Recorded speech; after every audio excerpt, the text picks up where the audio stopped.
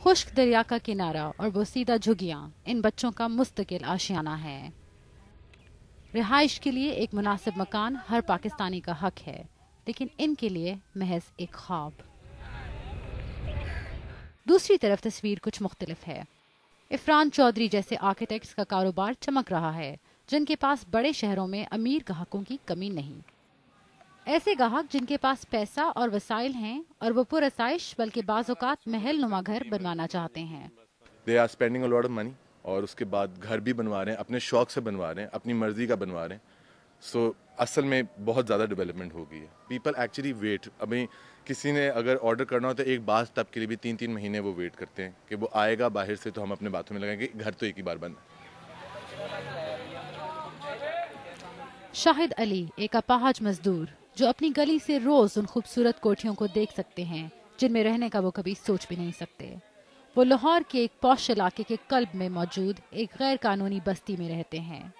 وہ اور ان کی بیوی اور 6 بچے ایک چھوٹے سے کرائے کے کمرے میں پکاتے، کھاتے اور سوتے ہیں۔ کرایہ 5000 روپے ہے، خاندان کی آمدنی 4000۔ سوتے سو بھی نہیں پاتے، نیند بھی نہیں آتے، اتنے بڑے بچے ہو گئے اور ہمارے پاس اپنا گھر بھی نہیں ہے۔ بہت ٹینشن ہوتی، لیکن کیا کریں، مجبوری ہے، گزارا کرنا، جس طرح بھی رہ کر گزارا تو کرنا ہے۔ اگر گاؤں میں جاؤں تو گاؤں میں کوئی کام وغیرہ نہیں ہوتا، بچے بھی نہیں پڑھ سکتے۔ ماہرین کا اندازہ ہے کہ پاکستان کی 40% سے زیادہ شہری آبادی اس طرح کی غیر قانونی بستیوں یا پھر کچے مکانات میں رہنے پر مجبور ہے۔ تعمیر حفاظتی قواعد کے مطابق نہیں کی جاتی۔ کنبے کی تعداد میں اضافے کے پیش نظر کمروں کے اوپر کمرے تعمیر کیے جا رہے ہیں، جن کی چھتیں اور دیواریں اکثر گر بھی جاتی ہیں۔ ماہرین کا کہنا ہے کہ آنے والے سالوں میں صورتحال مزید گھمبیر ہو سکتی ہے۔ یہ کوئی سلوشن نہیں ہے، یہ صرف سیاسی پروپیگنڈا کے طور پہ بڑے اچھے لگتے ہیں، اخباروں میں آ جاتی ہے ہیڈ لائن اور تصویر۔ یہ آشیانہ واشیانہ افورڈیبل اول تو نہیں ہوتی ہے، اس کو پھر سبسیڈائز کرتے ہیں، اور وہ جیسے ہی آپ وہ ٹرانسفر لیٹر دیتے ہیں وہ باہر جا کے جو کلاس افورڈ کر سکتا ہے ان کے ہاتھ بیچ دیتے ہیں۔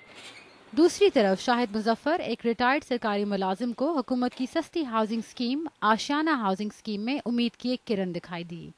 یہ پروجیکٹ کم آمدنی والے ملازمین کو مد نظر رکھ کر شروع کیا گیا تاکہ وہ گھر کی قیمت قسطوں میں ادا کر پائیں۔ ایک ریٹائرڈ آدمی جو کرایہ دے رہا ہو، اس کے لیے تو وہ اسے فیوچر نظر کچھ نہیں آتا کہ میں کرایہ پر ہی رہوں گا اور کرایہ پر ہی مر جاؤں گا۔ لیکن اس میں یہ اگر مشکل ضرور ہے انسٹالمنٹ دینا، لیکن اس میں یہ سیٹسفیکشن ہے کہ شکر اللہ کے کہ اپنی چھت تو مل گئی ہے نا۔ حکومت نے اعلان کیا ہے کہ اس اسکیم کو پورے ملک میں شروع کیا جائے گا، لیکن مکانات کی تعداد لوگوں کی ضروریات سے بہت کم ہے۔ حکومت یہ چھوٹے گھر لوور مڈل کلاس شہریوں کو ماہانہ قسطوں پر مہیا کر رہی ہے۔ ہر مہینے کی قسط تقریباً 12000 بنتی ہے۔ بہت سارے لوگوں کی آمدنی اس سے کہیں کم ہے اور وہ یہ خرچہ برداشت نہیں کر پاتے۔ ماہرین کہتے ہیں کہ پاکستان کی آدھی سے زیادہ شہری آبادی کچے اور اکثر غیر قانونی مکانات میں مقیم ہے۔ سرکاری سطح پر بروقت اور مناسب منصوبہ بندی نہ ہونے کے جرم کی سزا شاید پاکستان کا غریب اور متوسط طبقہ بھگت رہا ہے۔ صبا اعتزاز، BBC نیوز، لاہور۔